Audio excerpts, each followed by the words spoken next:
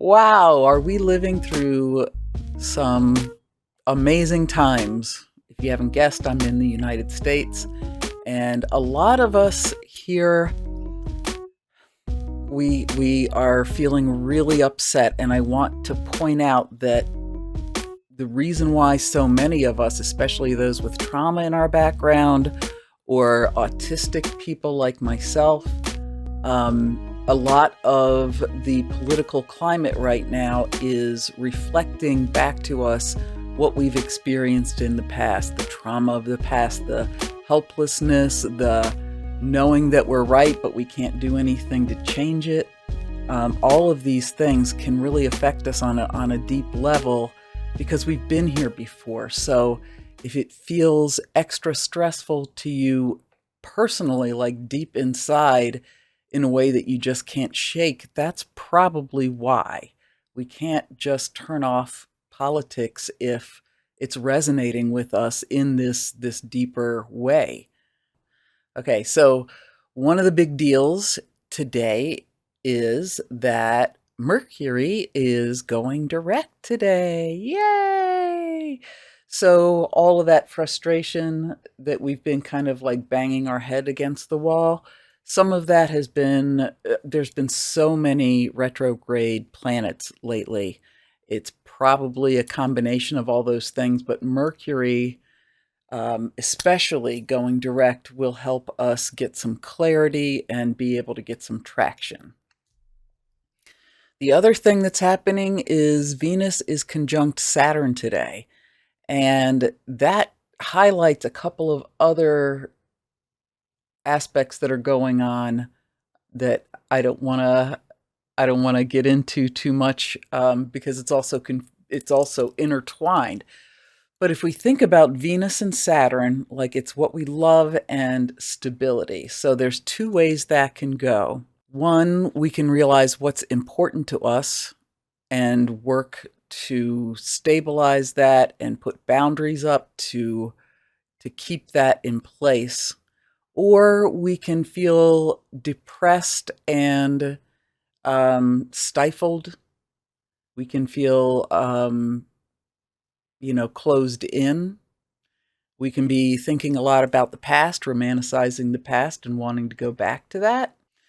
And, when we romanticize the past like that, even if you could fully recreate all of the conditions of that time that you're nostalgic for, it's just going to be different because you're different now. So you're different, the astrology is different, everything has changed. So there's really, visiting memories is one thing, but wanting to go back is a different thing. It's just not going to happen.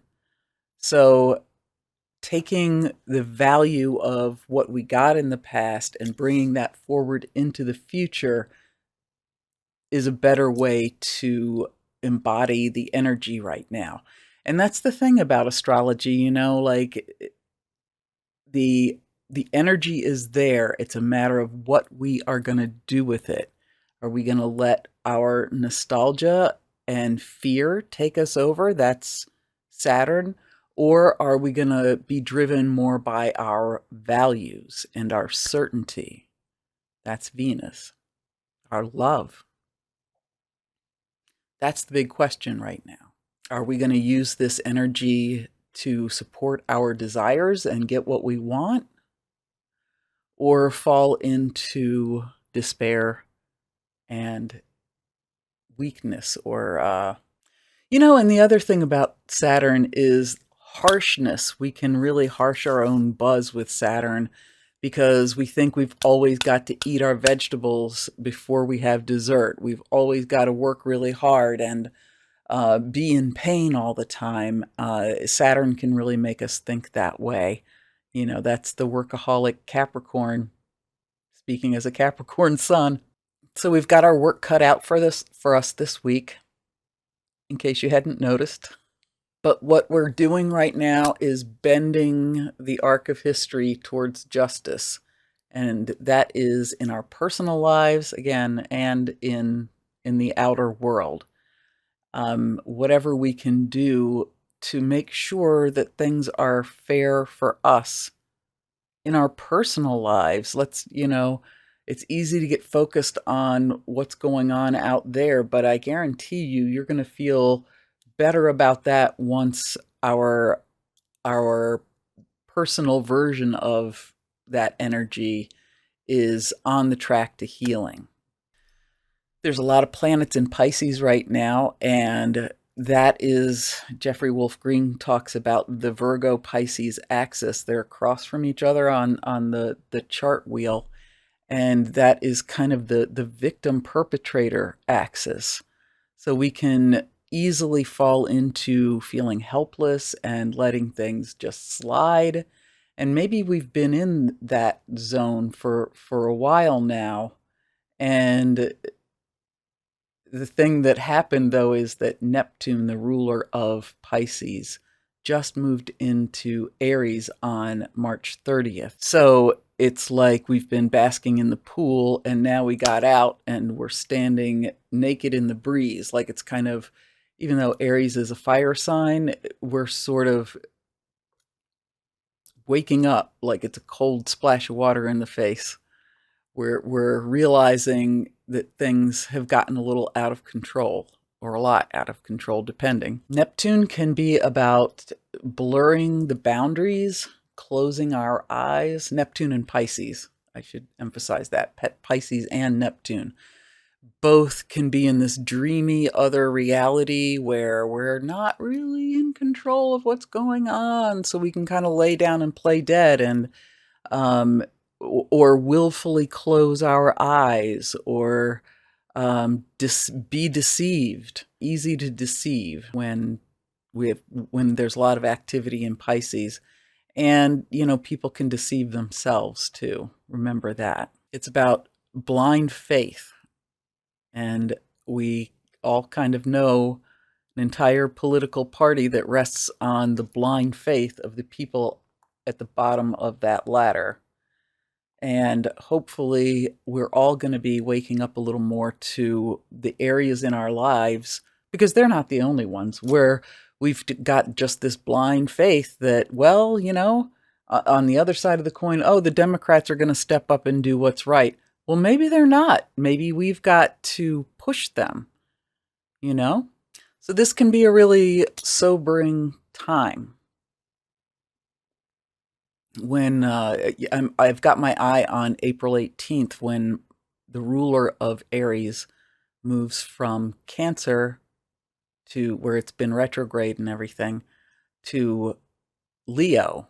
I think the world is going to be set on fire a little bit more when that happens on April 18th. On the more personally felt level, we've got the sun closing in to conjunct Chiron right now. You may have heard of Chiron, the wounded healer. So Chiron is an outer planet, but the sun is conjuncting it. So that's bringing all of the wounds and the cures, the possible cures, to the forefront. And we're starting a new cycle with Chiron when the sun conjuncts it. So that's another reason why everything has been feeling really fraught. And I feel like in the political situation in the US, these Chiron wounds go back to the founding of this country, where certain groups have been favored over others. This whole attack on DEI. Oh my God, it's unbelievable. So before I get into a whole political rant, let me stop and just say that this is also bringing up the wounds in our personal lives, the trauma from our past. And so with that being echoed in the larger world, it makes it harder for us to stomach in our personal life. And some of us can also be like ignoring what's going on in our personal life and just putting all that energy into the politics. And I have a new strategy for you, and that is drilling down into what the first time you felt this kind of pain and trying to heal that. It's like if you can get at the original wound, it's like killing the head vampire. Every time you're rewounded in that same area, instead of it lighting a fire, you'll be able to say, well, that person's a jerk, as Elon Musk would say, just a jerk. Anyway, it doesn't hit you as hard. And I know this from experience. I've been doing a lot of work to heal all my life, and especially in the last couple of years. And I can tell you, once you heal that initial pain, everything changes. Your perspective of hurt and pain and how it can affect you really changes. So now is a great time because of the Chiron thing, but there's a whole bunch of other things that are lining up right now to make this a wonderful time for you to dig in to your personal wounds and grieve them and feel them and get it out. If you can get a psychologist, awesome. That's fantastic to help you work through these things. But if you can't and you've been looking for a therapist and you just want to talk to somebody, schedule a reading with me. I can help you work through some of that stuff. I can tell you how the current astrology is affecting your chart, why you might be feeling the way you are, and, help you dig into that healing process. So, yeah, check out my website. I'll have a link somewhere. Yeah, so I can help. But if not that, then talking to a therapist of any kind should be really helpful, writing it out. And like I say, cry therapy, really revisiting the actual pain instead of pushing it away. Because when we willfully shut our eyes, when we go on a power ignore to the pain we're feeling, that makes it worse. And it turns into depression. It turns into helplessness that turns into depression. It turns into low-level anger that also turns into depression. It all leads back to depression when we are refusing to feel our feelings. So bite the bullet, honey. Bite the bullet and do the work. I promise you it's worth it. And if you have been doing the work and you're like, yes, I know that you're right, then you can be the other side of Chiron to someone else. You can be the healer, the healing part, because you've been there. You can help hold somebody's hand and encourage them. Just showing somebody love can sometimes be, I'm going to get emotional here, showing somebody love and appreciation and just seeing them can be a linchpin in their healing process. So without taking on somebody else's healing for them or trying to direct them, just listening, you can be the Chiron in their life. So people that are on the healing path, this is your call to help other people. Just give them a hand. Like I say, you don't have to rescue them. It's not codependent time, but just being sympathetic can often really help somebody out. I like to call it seeing through the fog. The fog. Fucking opportunity for growth. That's what that is. This is what the whole entire week is, a fog moment. We are living in a time of fog. It's all an opportunity for growth. It's all bringing us home to healing. And yeah, there's one of my favorite movies, I'm Gonna Get You Sucker. There's two ways out of here. You can go through the window or down the stairs, and addressing your pain is walking down the stairs instead of getting thrown out the window. That's how I like to think of it. Something else, as we're talking about surviving abuse and looking at the pain in the past, is forgiving yourself, because part of what happens in abuse is the abuser gets the abused person to buy into the idea that it's their fault that they're in pain. It's their fault that whatever, the abuse is their fault. And when you're a kid, you can buy into that because it's a survival strategy. Of course, it can't be mom and dad or whoever.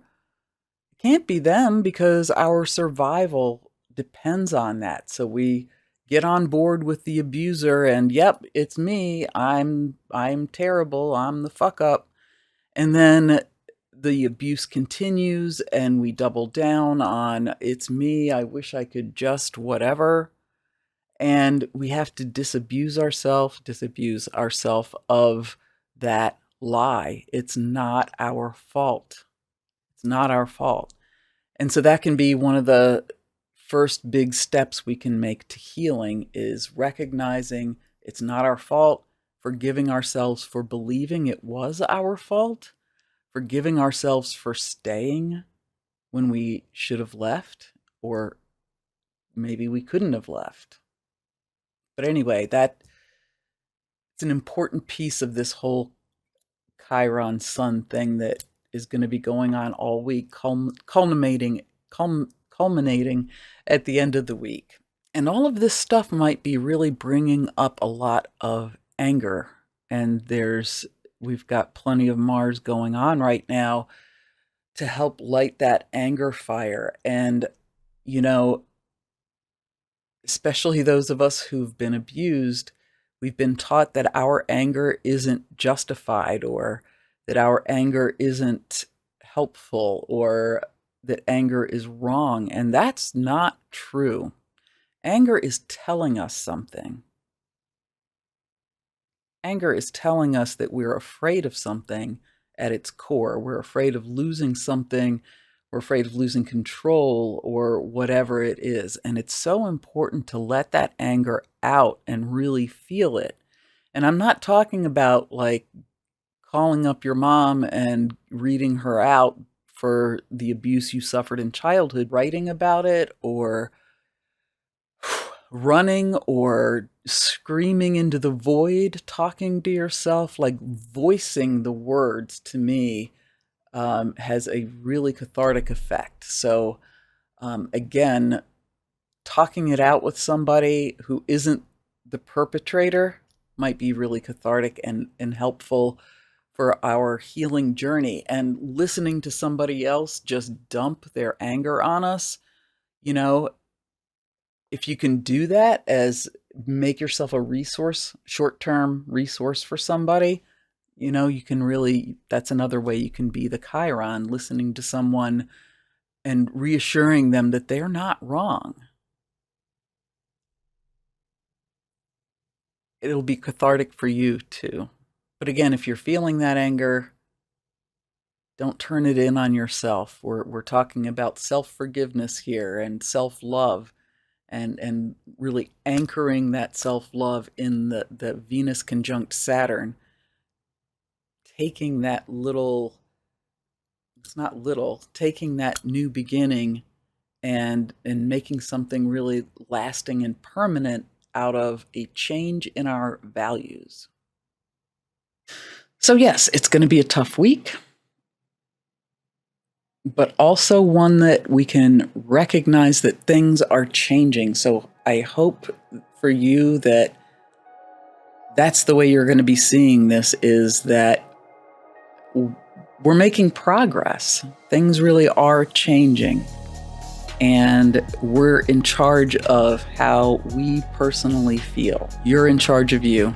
So if this has been helpful for you, I'd love to hear about it in the comments. Like and subscribe. And remember, I love your ass, but the universe loves it more.